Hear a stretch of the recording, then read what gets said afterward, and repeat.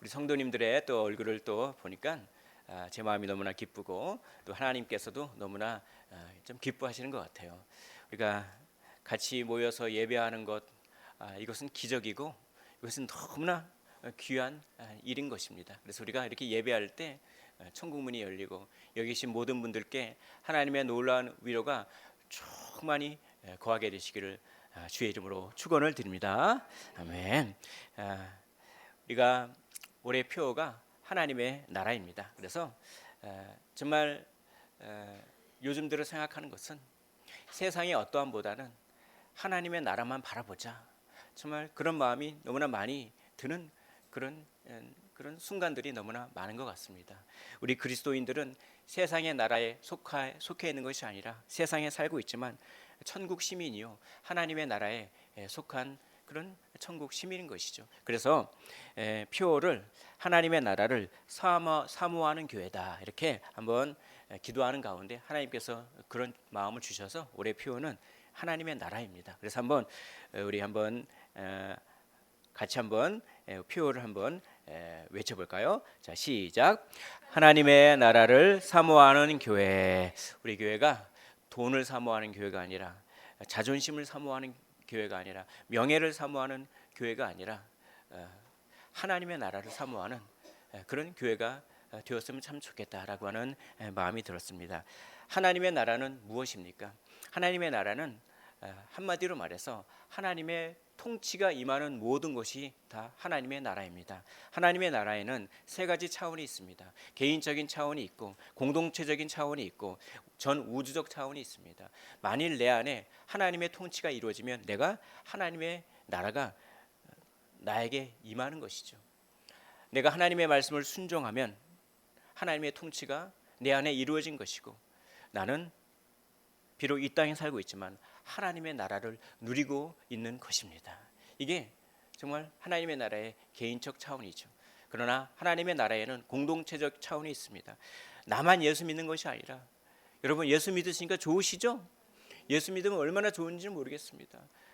막 기쁘시잖아요. 내가 내일 죽더라도 천국 가지 않습니까? 정말 이 기쁨을 나누는 것이죠.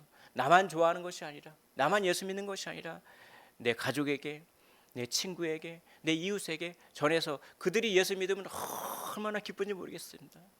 그러면 그들도 하나님의 통치가 임하는 것이죠. 그러면 하나님의 나라가 확장되는 것입니다. 하나님의 나라를 확장하는 우리 모두가 되시기를 주의 이름으로 축원을 드립니다. 이게 하나님의 나라의 공동체적인 차원이에요. 그러나 하나님의 나라에는 전 우주적인 차원이 있습니다. 전 우주적인 차원은 뭐냐? 주님이 재림하시는 날 이 지구가 바뀝니다. 이 지구가 완전히 바뀌어요. 그래서 새 하늘과 새 땅이 이루어지는 것이죠. 그래서 그날을 우리 인간뿐만 아니라 저 꽃들도 새들도 나무들도 그날을 다 고대하고 있다고 그렇게 로마서 8장에서 바울은 얘기합니다. 온 우주가 완전히 바뀝니다. 그렇죠? 왜 우리는 늙음이라고 하는 현상에 들어옵니까? 왜 우리는 썩음이라고 하는 현상에 지배당하고 있습니까?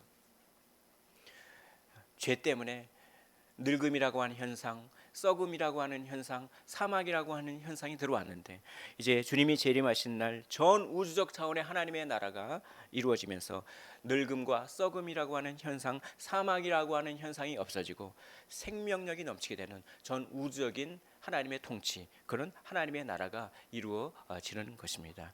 이 하나님의 나라, 천국에 대해서 마태복음 13장에는 집중적으로 비유를 통해서 천국은 이런 특성이 있다라고 하는 것을 얘기합니다. 그래서 천국에 관한 다양한 얘기가 나오죠. 그 중에서 오늘 본문은 천국에 관한 여러 중요한 진리 가운데 또 중요한 진리 하나가 나옵니다. 천국은 성장하는 특징이 있다고 하는 것입니다. 천국은 가만히 있지 않아요. 천국은 팽창하고 성장합니다. 이게 바로 오늘 가라지 비유와 오늘 겨자씨 비유와 누룩 비유를 통해서 천국의 그런 성장하는 특징을 우리 주님께서는 말씀하고 계신 것이죠. 작은 것이 위대한 것으로 변화되는 것입니다. 천국은 작게 시작하지만 크게 자라난다. 이게 겨자씨 비유예요. 그래서 31절과 32절을 보면 또 비유로 말씀하시되 천국은 마치 여자가 31절과 32절이죠. 또 비유를 들어 말씀하시되 천국은 마치 사람이 자기 밭에 갖다 심은 겨자씨 하나를 같으니 천국은 겨자씨 하나를 같다라고 하는 것입니다.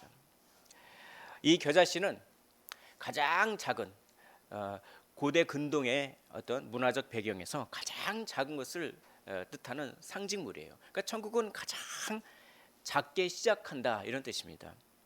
32절 보니까 이는 모든 씨보다 작은 것이로되 자란 후에는 풀보다 커서 나무가 되매 공중의 새들이 와서 그 가지에 깃들 있느니라라고 합니다.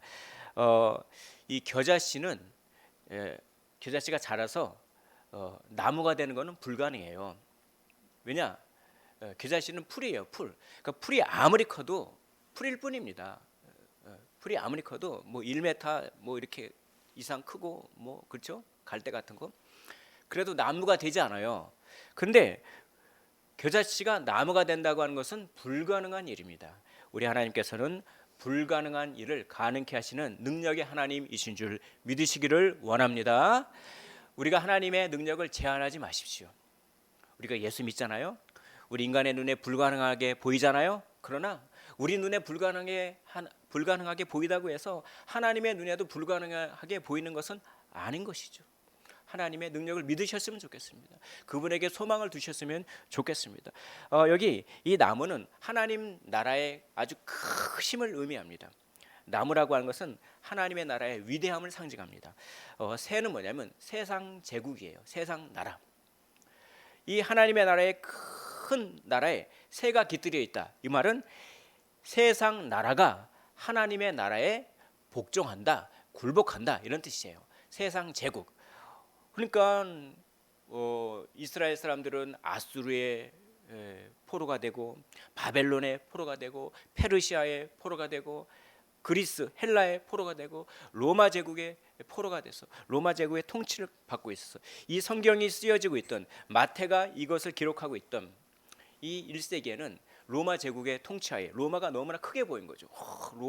로마 제국 황제의 말 한마디면 사람 목숨이 파리 목숨이랑 왔다 갔다 하고 로마 제국 황제가 이 온 우주를 다스리는 것 같지요.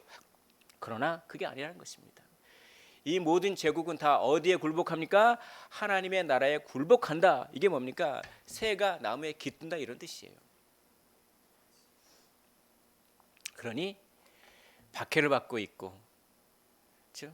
로마 제국의 박해를 받고 있었지 않습니까? 초대교회가 이 마태복음을 쓸 때도 박해를 받고 있었어요. 그러니 로마 제국은 별거 아니야. 우리 하나님 크신 하나님이 우리를 지켜 보호해 주셔. 라고 하면서 위로와 소망이 여기 이 겨자씨 비유에 깃들여 있는 것입니다. 제국이 모든 것들을 지배하고 다스리는 것처럼 보이지만 실상은 하나님이 온 우주를 다스리신다고 하는 것이죠. 여러분 시작은 중요합니다. 그래서 흙수저다, 금수저다, 다이아몬드 수저다 이렇죠. 나는 흙수저야. 나는 이런 집안에서 태어났어. 우리 엄마 아빠는 돈도 없고 나는 이렇게 출발했어. 물론 시작은 중요하죠. 출발은 중요합니다. 그러나 더 중요한 것이 있습니다. 무엇이 더 중요합니까? 내가 하나님의 나라에 속해 있느냐 아니냐, 내가 지금 하나님의 통치를 받고 있느냐 아니냐, 그게 더 중요하다는 거예요. 만약 그렇다면 내 시작이 너무나 별볼일 이렇게 시작했고 내 시작이 겨자씨 같이 시작했지만 그것이 나무처럼 위대한 결과를 얻게 된다. 우리는 하나님께 붙어있기만 하면 되는 줄 믿으시기를 원합니다. 내 시작이 어떻든 상관없습니다. 내 출신 성분이 어떻든 상관없습니다. 내가 하나님의 통치를 받기만 하면 우리의 인생이 위대해진다. 이게 참 소망이죠. 이게 천국은 작게 시작하지만 겨자씨처럼 작게 시작하지만 나무가 되어 크게 자라난다라고 하는 위로와 소망을 주는 그 겨자씨 비유인 것입니다.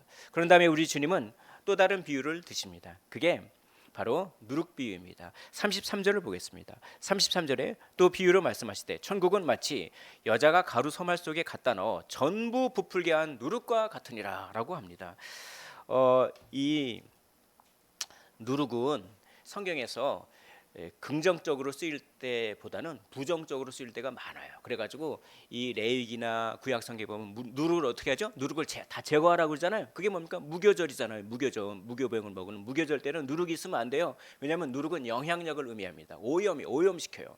그래가지고 이 누룩이 막 퍼지듯이 죄가 막 퍼지고 뭡니까? 오염시키잖아요.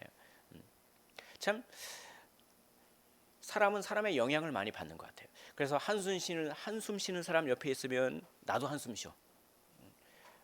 거짓말하는 사람 옆에 있으면 나도 모르게 거짓말하고. 이게 누룩이죠. 영향력. 오염되는 거죠. 그래서 누룩은 영향력을 상징하고 변화를 시킨다는, 변화를 상징하는데 주로 부정적으로 많이 쓰입니다. 근데 이 부정적으로 쓰이는 것은 예수님께서 긍정적인 것으로 싹 바꾸세요. 그래서 긍정적인 영향력을 뜻하는 것으로 오늘 비유에서는 사용하십니다. 그래서 이 가루 서말에다가 이렇게 누룩을 넣는데, 누룩이 뭐냐면 다 발효가 된 밀가루잖아요. 밀가루를 조금 한 덩이, 아주 작은 덩이를 띄어요. 이게 발효가 된, 거기에 누룩이 들어있죠. 그래서 새로 반죽할 밀가루에다가 작은 기존에 발효된 작은 밀가루를 떼서 탁 갖다 넣어요. 갖다 넣어서 막 섞는 거죠. 그래서 오늘 말씀 보십시오. 말씀 보면은 33절에 또 비유로 말씀하시되 천국은 마치 여자가 가루 서말 속에 그 다음에 뭐라고 되어 있습니까? 갖다 넣어. 이 헬라어의 의미가 이거예요. 그냥 단순히 갖다 넣는다는 게 아니라 숨긴다 이 말이에요. 숨긴다. 너무나 미약해서, 너무나 작아서 마치 숨겨진 것처럼, 그러니까 큰 밀가루, 새로 한 밀가루 반죽 덩어리에 아주 작은 발효된 누룩 밀가루를 이렇게 넣어서 막 섞으면 너무나 미약해서 뭡니까? 숨겨진 것처럼 그렇게 된다는 것이죠. 그러나 이게 뭡니까? 엄청 부풀리게 하는 겁니다. 엄청. 그러니까 누룩은 영향력, 변화를 의미하는 거죠. 우리가 참 왜 낙심합니까? 변화가 안 돼요. 변화가. 그 사람을 위해서 그렇게 선의를 베풀고 그 사람을 위해서 그렇게 기도하고 그래도 안 변해. 한두 번 해서 변하면 얼마나 보람도 느끼고 얼마나 좋을까요? 지치지 않을까요? 근데 사람 안 변하잖아요. 그래서 세상 사람들도 이런 말을 쓰죠. 사람은 고쳐 쓰는 게 아니다. 진짜 그렇더라고요. 그걸 어떻게 합니까? 저를 보면 알아요. 제가 잘 안 변해요. 제가 말씀을 전하지만 제가 설교한 대로 살지 못하는 저를 보면서 사람은 고쳐 쓰는 게 아니다. 우리가 참 사람이 안 변해서 얼마나 그렇게 실망합니까? 또 뭐가 안 변하죠? 환경이 안 변해요. 그렇게 기도하고 그래서 환경이 안 변하는 거야. 사람도 안 변하고 환경도 안 변하고 그럼 지쳐서 아이고 기도하면 뭐하냐? 안 변하는데. 그런데 변한다는 거예요. 하나님은 지금도 일하고 계시는 줄 믿으시기를 원합니다. 그 작은 누룩, 이 작은 누룩으로 뭘 변화시키겠어? 근데 변해요. 빵이 부풀어 오릅니다. 이 가루 서말, 즉 밀가루 서말이 어느 정도 양이 되는지 아십니까? 20kg예요. 20kg 밀가루 한 포대를 갖다가 지금 반죽을 하고 있어요. 그게 부풀면 얼마나 빵이 많이 나올까요? 거기서 막 대략 10명이 하루 3끼를 먹는 그런, 그러니까 대가족이었던 것 같아요. 그러니까 가족이 10명인데 아침, 점심, 저녁 3끼를 다 먹으면 그러면 한 끼로 따지면 30인분이죠. 30인분. 그러니까 30인분을 갖다가 그냥 반죽해서 거기서 아주 작은 누룩을 넣는데 그냥 엄청나게 부풀어서. 그러니까 천국은 변화가 없어 보이지만 풍성하게 변화된다라고 하는 것을 말씀하고 있습니다. 우리의 삶에 희망이 안 보이십니까? 아무 변화가 안 보이십니까? 그래도요, 하나님께서 일하고 계십니다. 일하고 계세요. 누룩이 팍 퍼져서 팽창해서 부풀어서 그 30인분을 먹이잖아요. 그래서 이 밀가루 서말이라고 하는 것은 이 한 여인이 하루에 구워낼 수 있는 빵의 최대치, 그러니까 최대한도로 하는 거죠. 그래서 마치 숨어 있어서 그렇게 아무런 변화가 없어 보이는 그런 누룩이 커다란 변화를 끌어내듯이 매우 작은 영향력처럼 보이지만 천국은 그렇습니다. 예수님과 12명이 시작했어요. 매우 작은 영향력이에요. 그런데 지금 얼마나 많은 사람들이 예수를 믿습니까? 심지어는 아무런 변화가 없는 것처럼 보이지만 풍성하고 완전한 변화를 일으킨다. 이게 누룩비유인 것이죠. 두 비유에서 우리는 무엇을 알 수 있습니까? 하나님의 나라는 성장한다는 것입니다. 믿으셨으면 좋겠습니다. 작게 시작하지만 크게 자라납니다. 아무런 변화가 없어 보이지만 완전하고 풍성하게 변화시키는 것입니다. 한마디로 반전이 일어납니다. 반전이 일어나요. 하나님의 나라는 반전을 일으킵니다. 이 반전을 바라봐야 됩니다. 겨자씨를 보지 마십시오. 작은 누룩을 보지 마십시오. 그 겨자씨를 통해서 작은 누룩을 통해서도 일하시는 하나님의 반전을 바라보셨으면 좋겠습니다. 그러니까 이 여인이 반전을 바라봤어요. 아까 보십시오. 이 밀 20kg를 하는 건 뭡니까? 믿음의 눈이에요. 믿음의 눈으로 믿음의 눈으로 자기 전부를 다 투자한 거죠. 이삭이 그랬습니다. 가물었어요. 창세기 보면 이런 말이 나와요. 이삭이 자기가 살던 땅 가나안 땅이 메말라서 가물어서 어디로 먹을 걸 구하려고 갑니까? 이집트로 가려고 하는데 주님이 나타나셨어요. 하나님께서 내가 너에게 약속한 땅은 이 땅인데 어딜 가나안 땅을 벗어나려고 하느냐? 여기에 씨를 뿌려라. 그 약속을 어떻게 합니까? 믿었어요. 믿었어. 그 중동 지방은 이렇게 가뭄이 있으면 1년만 가뭄이 있는 게 아니라 몇 년 주기로 가뭄이 생겨요. 그러면 올해 가뭄이 있으면 내년에도 가뭄이 될 확률이 90% 이상이에요. 근데 주님의 약속을 믿고 이삭이 그의 소득을 얻었는데 이런 말씀이 나옵니다. 창세기 몇 장인지 갑자기 생각이 안 나네요. 이런 말씀이 나와요. 그의 이삭이 100배의 열매를 맺었더라. 왜 이삭이 100배의 열매를 맺었습니까? 100배를 뿌렸으니까 100배의 열매를 맺죠. 하나님의 약속의 말씀을 믿고요. 인간적으로 보면 올해도 가물 것 같은데 하나님께서 약속하신 네가 이 땅에 있으면 내가 먹고 살게 해주겠다. 이 약속의 말씀을 믿고 자기의 가지고 있는 씨를 다 뿌려버린 거예요. 반전의 눈으로 본 거죠. 반전의 눈. 현실을 바라보는 것이 아니라 하나님의 일하심을 보면서 반전을 보면서 씨를 100배를 다 뿌렸으니까 100배의 열매를 맺겠죠. 가루 서마를 보는 그런 눈이죠.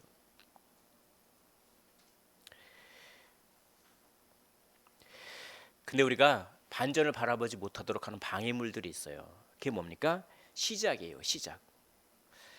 나는 이렇게 태어났어. 나는 외모가 이 정도밖에 안 돼. 나는 이렇게 시작했어. 그러니 내 삶은 이미 끝났어. 이런 속임수에 빠져서 반전을 보지 못합니다.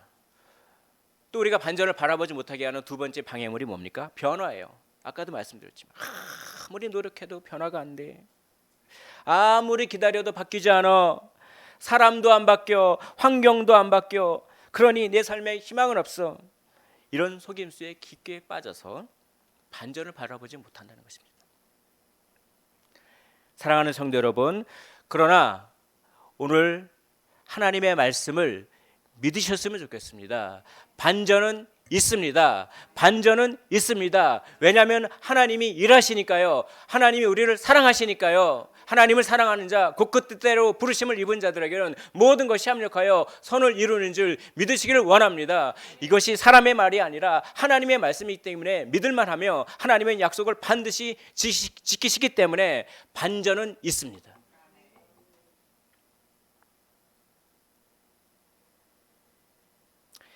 시작이 작고 비참할지라도 변화가 없어 보여도 반전은 있다는 것. 겨자씨가 반전을 일으켜 커다란 나무가 되고 누룩이 반전을 일으켜 풍성한 양식이 되듯이 하나님을 믿는 우리에게 반전이 있다는 진리를 믿으라고 오늘 본문은 이야기하는 것입니다. 그러기 위하여 먼저 눈과 귀를 여십시오. 눈과 귀가 열려야 반전을 보게 되는 거거든요. 눈과 귀를 열지 않으면은 반전을 못 봐요. 그러니까 참 어떤 알바생이 있는데 어떤 국밥집, 순대국밥집. 이 점심이 되니까 또 이렇게 또 배고프시죠. 순대국밥집 운영하는 사장인데 이제 일손이 없어서 알바를 썼는데 이 알바생이 너무나 빠릿빠릿하고 아주 잘하는 거예요. 그 손님 응대도 잘하고 뭐 이렇게 주인이 뭘 시키지 전에 알아서 탁탁탁 하고 얼마나 좋습니까? 그 알바를 참 잘 돕네. 그런데 알바생이 한 달 정도 지난 다음에 주인에게 이런 말을 하더라고요. 그게 제가 주제 넘어서 이런 말씀 못 드리지만 제가 한 달 정도 이렇게 여기서 일해보고 제가 이렇게 이게 그 순대국밥인데 순대를 그냥 일반 찹쌀 뭐 당면 들어있는 그 순대가 아니라 고기 순대로 바꾸면 어떻겠습니까? 손님들이 보니까 순대는 잘 안 먹고 거의 고기만 시키더라고요. 그래서 고기 순대로 바꾸면 어떻겠습니까? 딱 그러고 이게 물컵인데 쇠컵인데 이게 쇠 비린내가 나가지고 이걸 갖다가 종이컵으로 바꾸면 어떻겠습니까? 그리고 이 양파하고 고추를 너무 제가 빠릿빠릿하게 할 테니까 미리 꺼내 놓지 말고 양파, 부추 이런 걸 갖다가 좀 천천히, 왜냐하면 다 말라 비틀어져 가지고 그렇습니다. 막 그런 얘기를 막 하는 겁니다. 막 하고 그리고 이렇게 깍두기만 내는 걸로. 왜냐하면 깍두기하고 배추김치가 있는데 배추김치는 사람들이 거의 안 찾고 깍두기만 찾습니다. 그럼 원가 절감 차원에서 깍두기만 찾고. 그리고 사장님이 담배를 피시려면은 저 건물 뒤편에서 담배를 피십시오. 자기가 주제넘게 이걸 얘기했는데 사장님 맨 처음에는 이게 뭐가 그래서 근데 뭡니까? 그 말을 들었어요. 그 말을 수용했단 말이죠. 네가 뭔데 이래라. 내가 사장이야. 내가 장사를 해도 너보다 얼마나 더 많이 했는데 그렇게 생각하지 말고 그 순간 그게 맞는 것 같다. 그걸 수용했어요. 어떤 일이 벌어진지 아십니까? 반전이 일어났습니다. 장사가 그냥 미어 터져 그냥. 그래가지고 그 이후에 막 아침, 점심, 저녁 막 줄을 서서 그러니까 들을기가 있었던 거예요. 들을기가 있었던 겁니다. 들을기가 있으면 뭐가 생깁니까? 반전이 일어나는 거예요. 반전이. 하물며 그런 것도 그런데 우리가 들을기가 있어가지고 이 하나님의 말씀을 들어보십시오. 하나님의 말씀을 영적인 눈이 탁 떠지고 영적인 귀가 열리고 들을기가 있고 들을 눈이 보는 눈이 생기면 어떻게 합니까? 반전이 일어나는 거예요. 그래서 오늘 말씀과 연관된 말씀이 있죠. 마태복음 13장에 9절 보십시오. 9절 보면 이런 말이 나와요. 귀 있는 자는 들으라. 들을 귀가 있다는 거죠. 마태복음 13장 16절에 이런 말이 나옵니다. 그러나 너희 눈은 봄으로 너희 귀는 들음으로 복이 있도다. 눈과 귀가 복이 있어야 되는 겁니다. 그리고 오늘 말씀 34절 35절 말씀 보면은 예수께서 이 모든 것을 무리에게 비유로 말씀하시고 비유가 아니면 아무것도 말씀하지 아니하셨으니 이는 선지자를 통하여 말씀하신 바 내가 입을 열어 비유로 말하고 창세부터 감추인 것을 드러내리라 함을 이루려 하십니다. 왜 하필이면 수수께끼식으로 비유로 말씀하십니까? 이건 들을 귀가 있는 사람만 안다라는 뜻이에요. 들을 귀를 갖춰라는 겁니다. 영적인 귀와 영적인 눈을 뜬 사람만 천국을 이해할 수 있다는 겁니다. 그럼 우리가 궁금해지지 않나요? 나는 들을 귀를 갖고 싶고 보는 눈을 갖고 싶은데 어떻게 하면 들을 귀를 갖고 어떻게 하면 보는 눈을 갖게 되는 것입니까? 어떻게 하면 귀와 눈이 열릴 수가 있겠습니까? 어떻게 하면 영적인 지식을 알 수가 있겠을까요? 십자가의 답이 있는 것이죠. 여러 반전 중에 최고의 반전은 십자가의 반전입니다. 우리가 예수 그리스도의 십자가를 경험한다고 하는 것은 내 안에 반전을 경험하는 겁니다. 그러니까 내가 옳다, 이건 옳은 거야. 내가 옳다고 여겼던 것들이 사실은 나를 죽음의 길로 몰아넣고 있었다고 하는 것을 깨달아요. 내가 옳다는 것이 실제로는 나를 죽음의 구렁텅이로 빠뜨리고 있었다고 하는 것을 어느 순간에 말씀을 읽으면서 깨달아요. 세계관이 전복되는 거죠. 이게 반전이에요. 십자가의 반전. 또 뭡니까? 내 힘을 의지하면 의지할수록 더욱 사망의 길에 빠져들지만 내 힘과 내 생각을 내려놓고 주님을 의지하고 주님의 말씀을 받아들이면 사망의 길에서 벗어난다. 이런 생각의 대전환이 일어나는 거예요. 이거예요. 이게 십자가를 경험하는 겁니다. 또 뭡니까? 내가 죽을 수밖에 없었던 존재지만 정말 예수님의 공로로 내가 살게 되었구나 라고 하는 사망에서 생명으로의 반전, 이게 십자가를 경험하는 것입니다. 이런 반전을 경험하면 귀와 눈이 열리면서, 그렇죠? 하나님의 일하심을 믿으면서 겨자씨 너머에 있는 나무를 볼 줄 알고, 그렇죠? 누룩이 아니라 부풀어진 빵을 볼 줄 알게 되는 그런 눈이 생긴다는 것이죠. 십자가의 반전을 좀 경험하셨으면 좋겠습니다. 그래서 바울은 이걸 경험했어요. 자기는 하나님을 위해서 열심히 일했어요. 바울이 하나님을 위해서, 하나님의 교회와 하나님의 나라를 위해서 열심히 일하는 것이 무엇이었습니까? 이 사울이 무엇이었습니까? 예수 믿는 자를 죽이는 것이었습니다. 예수 믿는 자는 나사렛 이단이라고 생각했어요. 왜냐하면 신명기에 보면 나무에 달린 자가 하나님께 저주를 받은 자인데 예수님은 십자가, 즉 나무에 달리셨어요. 그러면 신명기에 의하면 예수님은 하나님으로부터 저주를 받은 사람이에요. 하나님으로부터 저주받은 사람을 구세주다, 구원주다 이렇게 믿고 있는 저 나사렛 이단들을 죽이는 것이 하나님을 위한 일이요, 하나님이 기뻐하신 일이요, 자기는 그거 옳다고 생각했어요. 근데 주님을 만나고 보니 자기가 옳다고 생각하는 것이 오히려 하나님의 나라를 망치는 것이라고 하는 반전을 경험한 것이죠. 그러면서 그래 맞아, 나무에 달린 사람은 하나님의 저주를 받은 게 맞아. 예수님은 저주를 받았어. 근데 그게 깨달은 거죠. 예수님의 죄때가 아니라 내 죄 때문에 나 대신 저주를 받으신 거였어. 이거 새로운 깨달음, 이게 갈라디아서의 고백 아닙니까? 이게 내가 옳다고 생각했던 것이 옳은 게 아니었고 하나님을 슬프게 하는 것이었구나. 그러면서 회개가 터져나오는 것입니다. 주님, 제가 잘못 살았습니다. 제 힘대로 살지 않겠습니다. 제 고집불통으로 살지 않고 내 소견에 옳은 대로 살지 않고 정말 내 생각과 내 삶의 기준을 하나님의 말씀에만 두겠습니다. 이런 반전이 일어난 거죠. 그러면 낙심할 상황이 오더라도 낙심할 상황에 집중하지 말고 하나님의 말씀을 생각하게 되거든요. 하나님을 사랑하는 자, 곧 그 뜻대로 부르심을 입은 자들에게는 모든 것이 합력하여 선을 이루니라. 내 상황은 겨자씨지만 말씀은 그게 아니니까 내 상황을 바라보는 것이 아니라 말씀을 바라보고, 그래서 반전을 바라보게 되는 것이죠. 이렇게 정말 십자가의 반전을 경험하고 귀가 바뀌고 눈이 바뀌었던 바울이 이렇게 고백하지 않습니까? 고린도전서 15장 10절, 내가 나된 것은 하나님의 은혜로 된 것이니 나의 나된 것은 오로지 하나님의 은혜다 라고 하는 이 바울의 고백이 우리의 고백이 되시기를 주의 이름으로 축원을 드립니다. 똑같은 반전을 경험한 사람은 이렇게 찬양합니다. 하나님의 은혜로 이 쓸데없는 자에게 반전이 일어났습니다.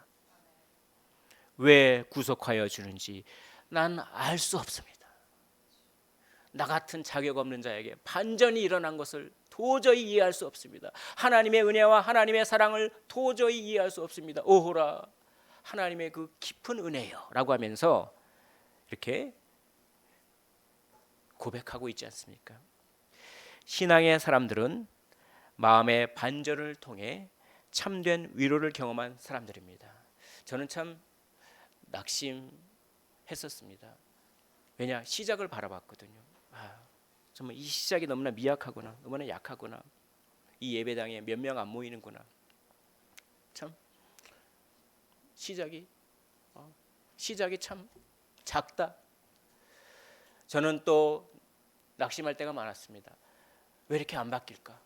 왜 이렇게 환경이 안 바뀌고 왜 이렇게 사람이 안 바뀔까? 그러나 이 말씀은 저에게 위로를 줬습니다. 하나님이 일하고 계셔. 반전이 있을 거야. 반전이 있을 거라니까. 이렇게. 사랑하는 성도 여러분, 여기 계신 모든 여러분들의 환경과 시작이 어떠하든지, 그리고 어떤 변화가 있든지 없든지 개의치 마시기를 원합니다.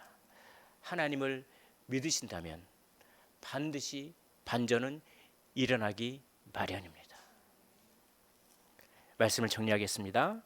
십자가의 반전으로 귀와 눈이 열리시고 생각의 전환이 이루어지시기를 바랍니다. 그럼으로써 겨자씨와 누룩이 아니라 그것들이 일으킬 반전을 바라보게 되는 능력을 받으십시오. 반전의 하나님을 바라보는 은혜를 누리시고 위로와 소망을 받으시기를, 위로와 용기가 넘치시기를 주의 이름으로 축원을 드립니다.